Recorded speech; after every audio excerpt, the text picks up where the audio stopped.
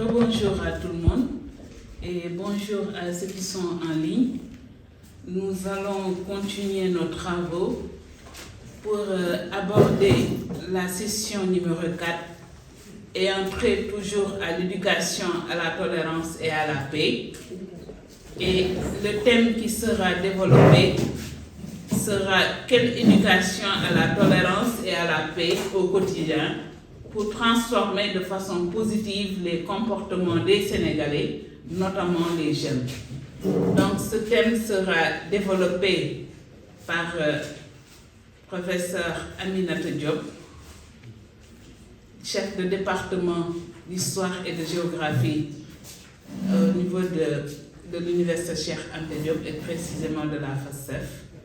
Donc professeur, vous avez la parole pour nous entretenir par rapport à ce thème sur l'éducation à la tolérance et à la paix. Merci. Esquisse de réflexion sur l'éducation à la tolérance et à la paix, la culture de la paix. Donc dans cette présentation, on va avoir l'introduction et une petite entrée par la clarification conceptuelle avant de voir la pertinence de mener une éducation à la tolérance et de voir quelle approche pédagogique. Donc c'était ça l'entrée première, mais après j'y ai ajouté un peu une réflexion sur l'utilisation des chiffres pour coller un peu à l'atelier. Donc en introduction, je dirais que la vie est bâtie sur la différence et la diversité. Sa différence de sexe, d'origine, de genre de vie, etc. L'humanité entière n'est faite que de cas particuliers. La vie est créatrice de différences, d'après Malouf. La différence a ainsi pendant longtemps produit et construit ce qui est profitable et bénéfique grâce à la tolérance. Cette valeur, nourrie par le respect et l'acceptation de l'autre, est le ferment de la paix sociale et de l'épanouissement. Il faut toutefois noter qu'elle a été écornée un peu partout dans le monde et cela a abouti à des déséquilibres latents ou manifestes, facteurs de conflit à différentes échelles. Le Sénégal a depuis des siècles élaboré un système d'acceptation de l'autre basé sur la parenté lointaine et alimenté par le cousinage à plaisanterie et les alliances matrimoniales stratégiques entre entités politiques. L'ouverture et l'acceptation de l'autre, basée sur le partage, le respect et l'hospitalité, ont fait de notre pays le pays de la terre. Il convient toutefois de souligner que cet acquis, gage de stabilité, est menacé d'érosion et de désagrégation dont les multiples facteurs proches ou lointains trouvent leur origine dans le dilemme entre l'ouverture irrésistible imposée par la mondialisation et la volonté de rester fidèle aux legs des ascendants et aux dogmes.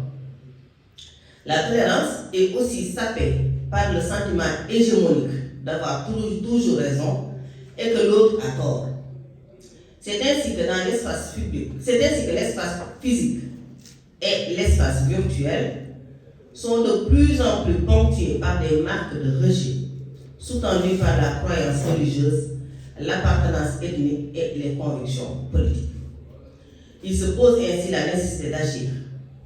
L'école, cette micro-société, ce sous-ensemble de la société est un espace stratégique, et je dirais même névralgique, sur lequel il faut agir pour impulser des changements futurs, actuels et futurs.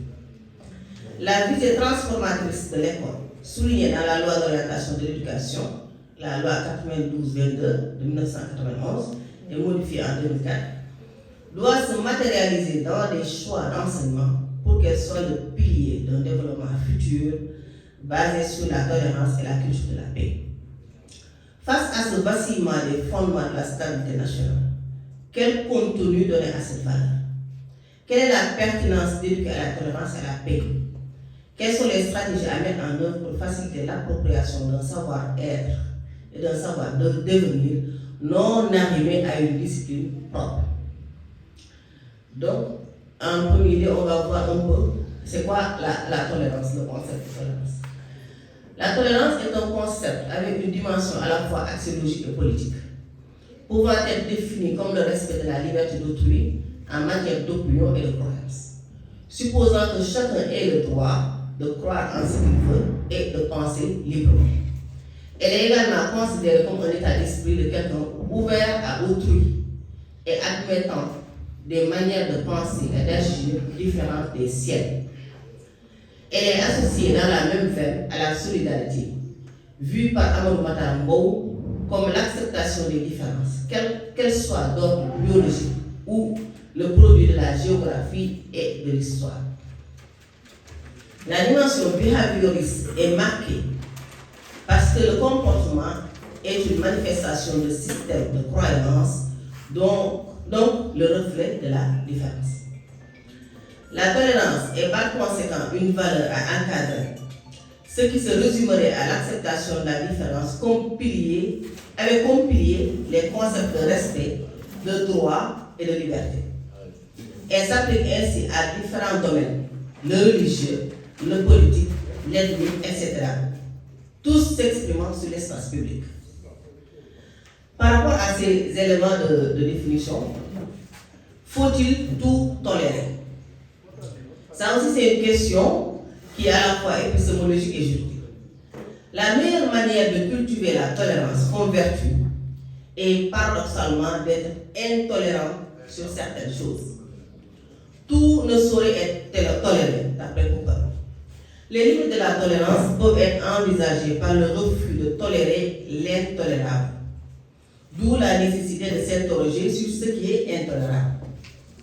Il faut d'emblée reconnaître et assumer que la tolérance, quoique considérée comme une valeur universelle, doit être arrimée à un socle de référence culturelle qui régit ce qui est acceptable et ce qui ne l'est pas. La contextualisation du contenu est donc un impératif pour préserver les acquis culturels et éviter d'être en déphasage avec la communauté, pour que, effectivement, la tolérance soit garante de la paix. Si je m'amusais à donner des exemples, la tolérance existe dans toutes les sociétés. Mais est-ce que la tolérance telle que nous la comprenons est la même chose que la tolérance telle que c'est accepté en Europe ou bien dans les autres espaces qui n'ont pas le même socle culturel que nous? Donc c'est là où je m'interroge un peu sur ça. Maintenant, pourquoi une éducation à la tolérance dans un contexte de mondialisation? Les dernières décennies sont marquées par la naissance de nouvelles communautés, la naissance du rejet, les conflits et la violence basée sur les opinions politiques, les appartenances religieuses et ethniques et les origines géographiques. Dans certaines régions, le repli identitaire et la recrudescence des phénomènes de rejet et d'exclusion sont en train de germer. Des foyers de tension naissent partout sur l'espace physique, mais aussi sur l'espace virtuel des réseaux sociaux. En Afrique, le terrorisme a fait vaciller certains États et a même eu comme conséquence indirecte la méfiance, le manque de confiance et finalement l'éclatement d'espace intégré. Le Rwanda a connu un génocide sans précédent, né du discours haineux. Au Sénégal, en 2023, dans la ville de Kaolack, la dépouille d'un homosexuel a été déterrée et incinérée sur la place publique. Est-ce que la volonté de protéger les mœurs devrait conduire à un tel excès? Sur le plan politique, lors de la campagne électorale pour les élections législatives de 2024, un discours d'exclusion a été pour la première fois tenu à l'encontre des étrangers, notamment des Guinéens. La démocratie est de plus en plus menacée, soit par les abus de certains dirigeants, soit par la limitation de la liberté d'expression des opinions contraires. Les réseaux sociaux sont devenus des espaces conflictuels, marqués par des propos belliqueux, des insultes, des invectives, nourris par les divergences politiques et entretenues dans certains cas par les déviances basées sur les différences ethniques.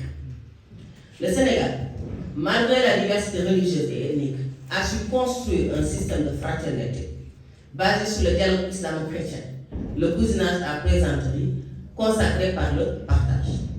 Cette capitalisation est de plus en plus menacée par la remise en cause de l'autorité et par la création d'un espace qui échappe au contrôle.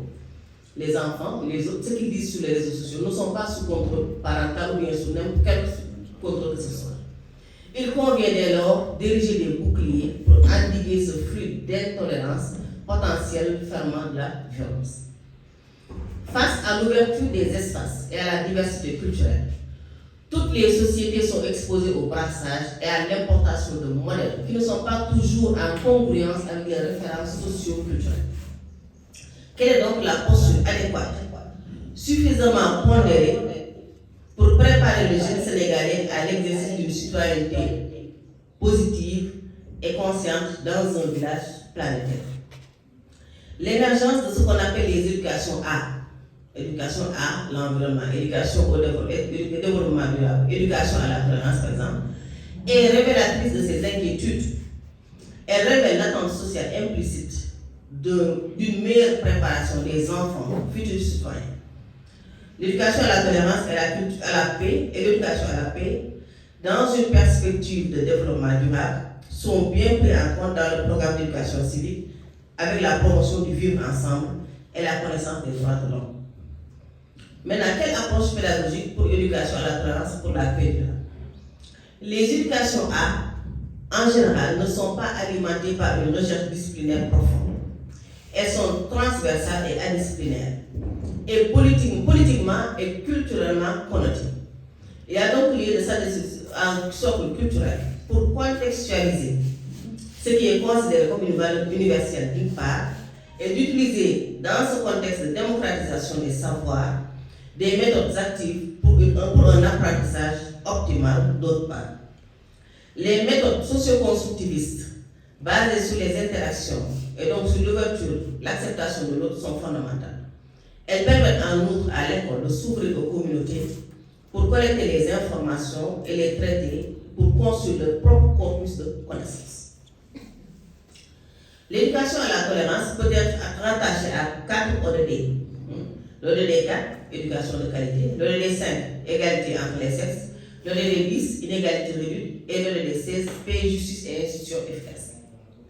Les compétences à cibler peuvent être adaptées à celles définies par une ODD, éducation au développement durable, par l'UNESCO en 2007. Donc ces compétences que j'ai citées, que je vais citer en fait, je les ai prises en fait dans le référentiel global de l'UNESCO, mais j'ai adapté par rapport à l'éducation à la tolérance. La première compétence, une compétence sur le plan de l'analyse systémique. Elle permet aux apprenants de comprendre que la diversité est source d'interaction et facteur de richesse. Que la vie dans sa globalité est un système dont la fonctionnalité est liée aux échanges entre les éléments différents mais complémentaires. Cette capacité pourrait permettre de les délester des comportements hégémoniques. Et là, par exemple, on a la description des brassages, les relations entre religions. La compétence sur le plan de l'anticipation, c'est-à-dire la capacité d'analyser les risques liés à certains comportements comme l'exclusion, le rejet, et d'en évaluer les conséquences à différentes échelles temporelles et spatiales. La compétence sur le plan normatif. D'après l'UNESCO, la capacité de comprendre et d'analyser les nombres et les valeurs sur lesquelles reposent ses propres actions. Donc, je pense que cette compétence a un double avantage. Cognitif d'abord, c'est-à-dire connaître les normes qui régissent la société, les valeurs et les droits, et analyser par exemple la charte du Mandé. Mais aussi comportemental, c'est-à-dire développer l'esprit critique. Compétence sur le plan stratégique, la capacité qui vise directement l'action. Agir en connaissance de cause, par exemple sensibiliser sur les enjeux de la tolérance dans une construction d'une paix durable. L'intégration de la quantification permet de recenser les conflits, de les spatialiser, l'approche diachronique des conflits, etc. La compétence sur le plan de la collaboration. Capacité développée dans les modalités d'enseignement-apprentissage avec les travaux de groupe. Il promeut la capacité d'écoute, le partage de connaissances, la participation, l'argumentation, l'acceptation des opinions jugées pertinentes, même s'ils sont contraires, et la solidarité. Mais aussi, une valeur que j'ai oubliée, c'est l'humilité. Parce que c'est grâce à l'humilité qu'on accepte l'autre. La solidarité dans le groupe est une manifestation de la tolérance. Bon, ce qui j'ai mis en bouche, c'est des éléments de... Je peux quand même c'était par rapport. L'autre aspect peut être lié à la compréhension des enjeux de la collaboration, de l'intégration, avec notamment le recensement des organes d'intégration d'une part, leur corrélation avec les acquis. Par exemple, organisation d'une journée d'intégration au niveau de l'école. Compétences sur le plan de la réflexion critique. Elle repose fondamentalement sur le questionnement et le détachement pour se soumettre à une analyse objective des normes et des événements en fonction des temporalités et des dynamiques sociétales. Elle conduit à une prise de décision éclairée et assumée. Cette compétence est un tremplin vers la responsabilité. Et là, je mets le focus sur tout ce qu'on reçoit comme information. Les réseaux sociaux, les autres modèles, l'esprit critique dont les jeunes et tout le monde doit s'armer pour pouvoir faire un tri sélectif. Qu'est-ce qui ressort de mon vécu, de ce que je veux, et qu'est-ce que je dois élaguer comme connaissance. Je ne dois pas tout accepter. Et ce je ne dois pas tout accepter, je ne dois pas être poreux à tout, nécessite une réflexion critique sur ce qui est diffusé comme message, tout ce qu'on reçoit. Compétence sur le plan de la connaissance de soi.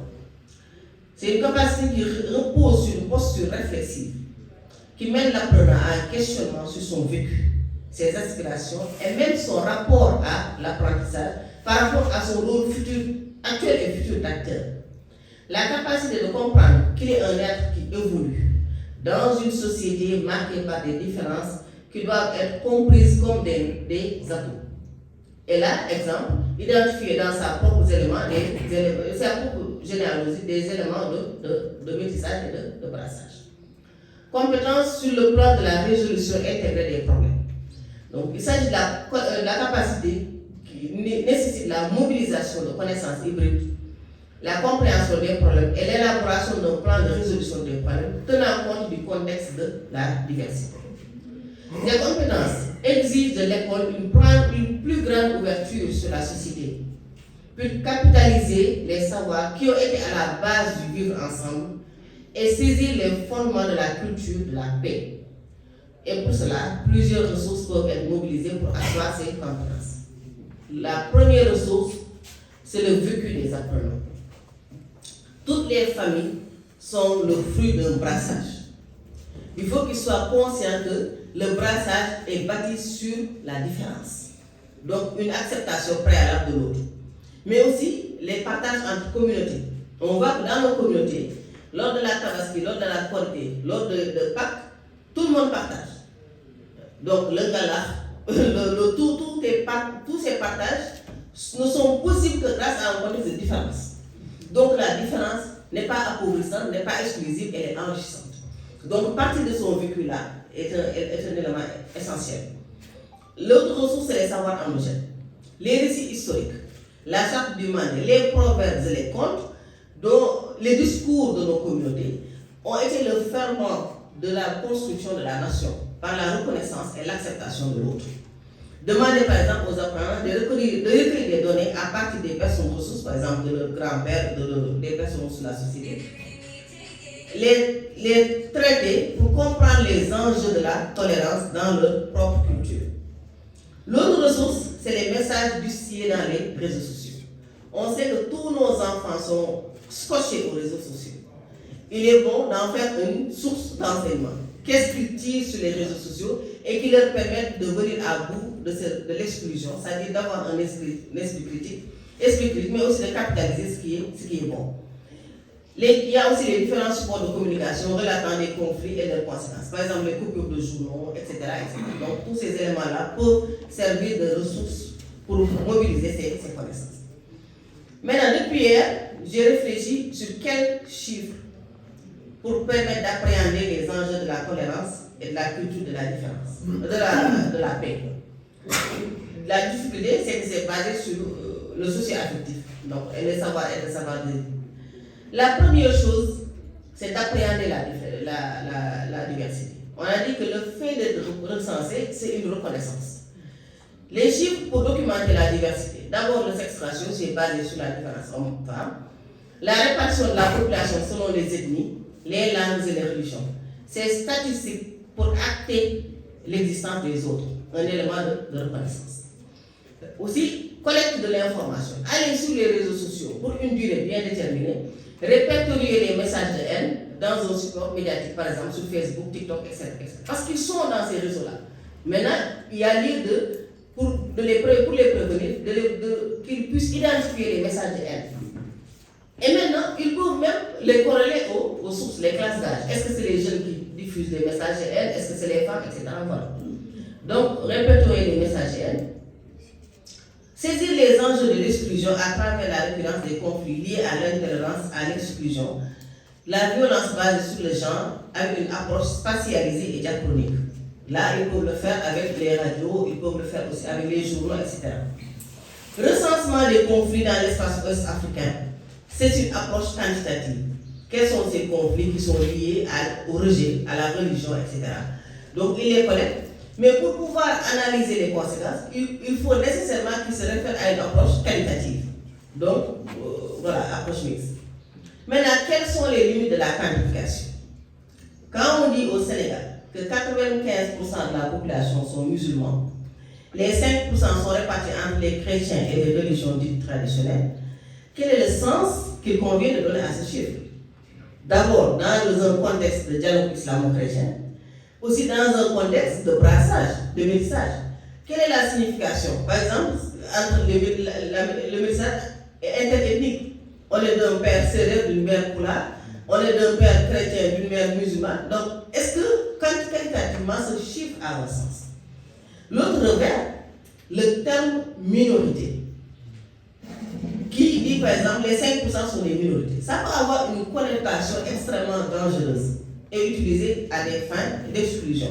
Et là aussi, il faut éviter que cette appellation induise la domination ou l'exclusion. Maintenant, je vais faire un peu de provocation. Pourquoi, quand on dit qu'il y a plus de femmes que d'hommes au Sénégal, cette majorité, au lieu d'induire une position hégémonique des femmes, implique plutôt une position de faiblesse? On les utilise comme matériel électoral, on transporte un peu le folklore politique. Mais quand il s'agit de donner des responsabilités, on ne tient pas compte de cette proportionnalité. Ça aussi, nos chers pères et frères l'utilisent comme argument pour la polygamie. Il faut épouser les femmes parce qu'elles sont plus nombreuses. Je ne suis pas d'accord là-dessus. C'est une utilisation abusive des chiffres. Maintenant, je provoque. Enquête sur la violence faite aux femmes. D'après la LSD, elle vise à évaluer la perception des femmes vis-à-vis de toutes les formes de violence.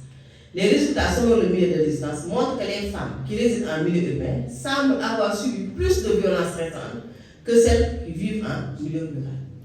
En effet, cette proportion est de 36,9% en milieu urbain contre 24,9% en milieu rural. Je m'interroge sur la perception. Est-ce que la femme dans le milieu rural, qui a peut-être été éduquée pour être une femme soumise, est-ce que ce qu'elle considère comme abus, bien comme violence, c'est la même chose que la femme urbaine qui se dit émancipée peut-être considère ça comme... quel est le contenu qu'on donne à la violence?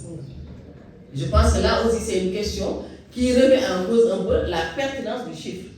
Par exemple, moi en tant que femme instruite, dès l'instant qu'on me regarde, alors tu ne dois pas me regarder comme ça, c'est une forme de violence. Alors que la femme qui a été éduquée dans un milieu traditionnel, qui est plus en mesure d'accepter la présence de l'homme, ne verrait pas ça, il verrait ça comme le kilifa. C'est le qu'il a. Moi qui prétends personne, je ne prétends pas à l'égalité, je donne un exemple. Moi qui prétends à l'égalité entre hommes et femmes, tout ce que l'homme me dit, je dis que c'est une forme de violence. Donc, le chiffre, heureusement qu'on a parlé de perception. Donc, ça pose problème et mérite une contextualisation, pas de généralisation. Donc, l'influence féministe, l'acceptation, la soumission, etc. En conclusion, je dirais que dans un monde complexe et ouvert, strié par d'innombrables faisceaux de relations et de réseaux, la tolérance est certes un impératif, mais aussi une valeur à contextualiser. L'éducation à la tolérance doit mobiliser des savoirs hybrides pour asseoir des compétences dont la maîtrise constitue la matière première de la construction d'une paix durable et du vivre ensemble. L'État sénégalais a ainsi la lourde charge d'adapter sa politique éducative au contexte d'émergence de risques multiformes qui menacent la paix et l'épanouissement. La visée transformatrice de l'école ne pourra se réaliser qu'en prenant en compte la nécessité pour elle de faire un double déploiement sur le contenu local donné aux valeurs dites universelles et sur la construction d'une citoyenneté mondiale. Les statistiques peuvent servir à la compréhension de la diversité, mais aussi aux risques liés à l'intolérance et aux fractures. Je vous remercie. Sur la réflexion concernant une esquisse de réflexion sur la paix, avec une introduction, une clarification de concepts et une réflexion corrélée à l'utilisation des chiffres.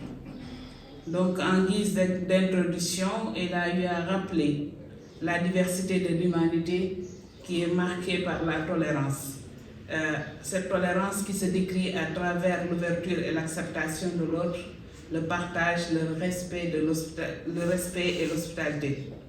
Mais tout cela, quel sera le sort par rapport à la pertinence d'éduquer à la tolérance, à la paix? Et pour cela, elle est revenue sur la clarification du concept de tolérance, défini de différentes manières.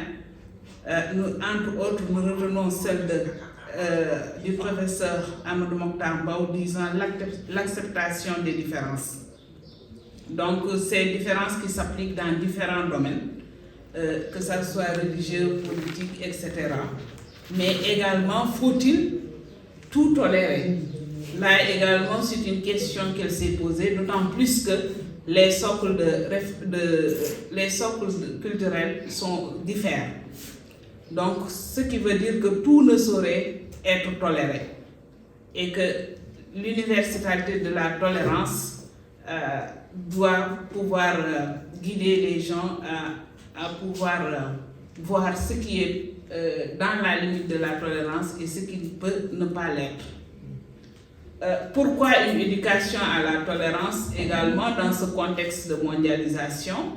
Elle nous a entretenu sur ça, vu ce qui se passe dans le monde avec les réseaux sociaux, les insultes, la diversité culturelle, etc.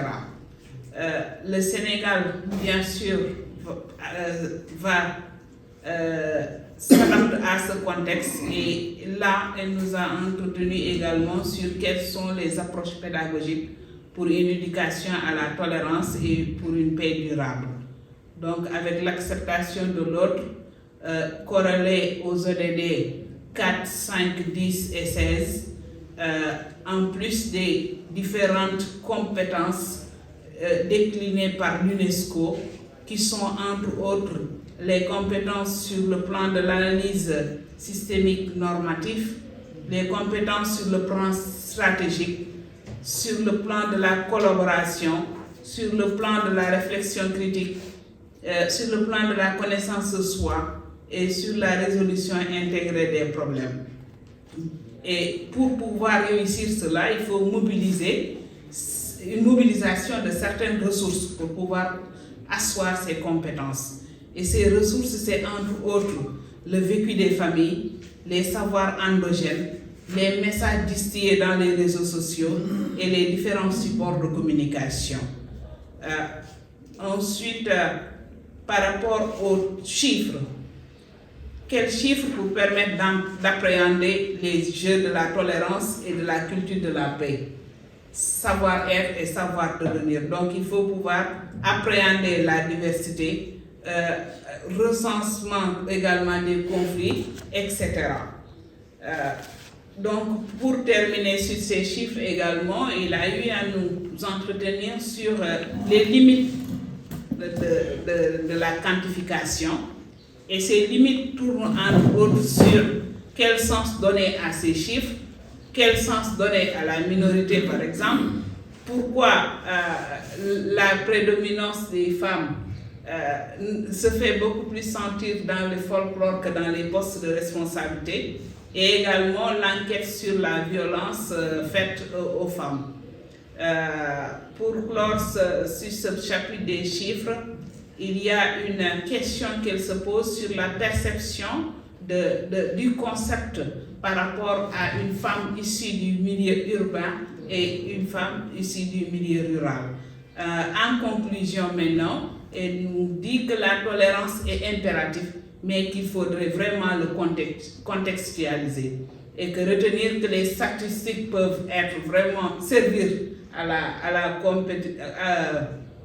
à la compréhension, mais également il y a des effets autres qui peuvent créer ce manque de tolérance, ce manque de paix qui peut bouleverser ce qui a été dit en amont. Donc voilà en gros l'exposé de mon homonyme, Aminata, que nous remercions encore une fois.